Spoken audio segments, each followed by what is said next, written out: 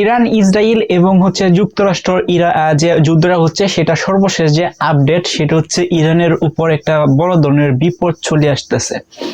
So গতকাল হচ্ছে যুক্তরাষ্ট্র ইরানের যে তেলের ডিপোগুলো আছে, ফিলিং স্টেশনগুলো আছে, অর্থাৎ যেখানে তেল ওদের মজুদ ছিল, হিউজ অফ অ্যামাউন্ট তেল ছিল, ওইটার উপরে মিসাইল নিক্ষেপ করছে এবং মিসাইল দিয়ে আক্রমণ করছে। এবং এই আক্রমণের কারণে এই যে তেলের ডিপোগুলো আছে বা ফিলিং স্টেশনগুলো আছে, অসংখ্য ধরনের তেল কিন্তু এখানে জমা ছিল এবং ওই তেলের মধ্যে আগুন ধরে যায় এবং এই আগুন ধরে যাওয়ার কারণে এই তেলগুলো পুড়তে শুরু করে। এবং এই যে তেলগুলো যেন পুড়তে শুরু করছে, এটার কারণে কার্বন মনোক্সাইড সহ আরো ক্ষতিকর যে গ্যাসগুলো আছে সেগুলো কিন্তু আকাশে উড়ে যাচ্ছে। এবং ইরানের যে তেহরান আছে, তেহরানের যে আকাশ আছে, আপনারা তো জানেন ইরানের রাজধানীর নাম হচ্ছে তেহরান।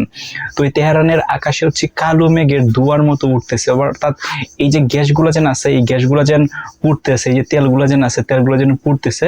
এটা কিন্তু 2 দিন লাগাত, অর্থাৎ এই যে আমি নিউজটা করতেছি এখন পর্যন্ত কিন্তু এই যে তেলের যে ডিপোগুলো আছে সেগুলা আগুনে জ্বলতেছে এবং আগুনে জ্বলার কারণে এগুলার বিষাক্ত হিউজ অফ অ্যামাউন্ট বিষাক্ত গ্যাস তৈরি হইতেছে এবং তৈরি হওয়ার পর এই আকাশে উড়ে যাচ্ছে এবং আকাশে কালো ধোঁয়া এবং বিষাক্ত যে ধোঁয়া এবং বিষাক্ত যে মেঘ যেটাকে বলে, সেটা কিন্তু তেহরানের আকাশে এখন অলরেডি হচ্ছে। এবং বিভিন্ন যে সংস্থা আছে, স্বাস্থ্য সংস্থা, তারা হচ্ছে বিভিন্ন পরীক্ষা করতেছে এবং রিপোর্ট করতেছে এবং তেহরান অর্থাৎ ইরানের যত বাসিন্দা আছে তাদেরকে সতর্ক করতেছে। কারণ এই যে গ্যাসগুলো যেন আছে, এই গ্যাসগুলো যেন আকাশে উড়ে গেছে বা এখনো যাচ্ছে, এখানে অ্যাসিড বৃষ্টি হওয়ার সম্ভাবনা আছে।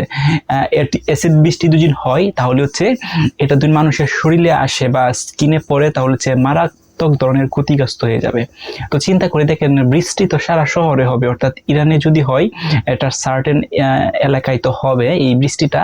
তো এই বৃষ্টির এলাকার এই এরিয়ার ভিতরে যত সংখ্যক মানুষ আছে সেই মানুষের শরীরে যদি এই অ্যাসিড বৃষ্টিটা পড়ে তাহলে ওই সকল মানুষের স্কিনে নানান ধরনের রোগবালাই হবে এবং মারাত্মক ক্ষতি হবে। এবং ও ইরানের বাসিন্দা যারা আছে তাদেরকে এখন সতর্ককরণ করতেছে যে অ্যাসিড বৃষ্টি হওয়ার সম্ভাবনা আছে, সবাই মানে প্রয়োজন ছাড়া যাতে বাসা থেকে বের না হয়।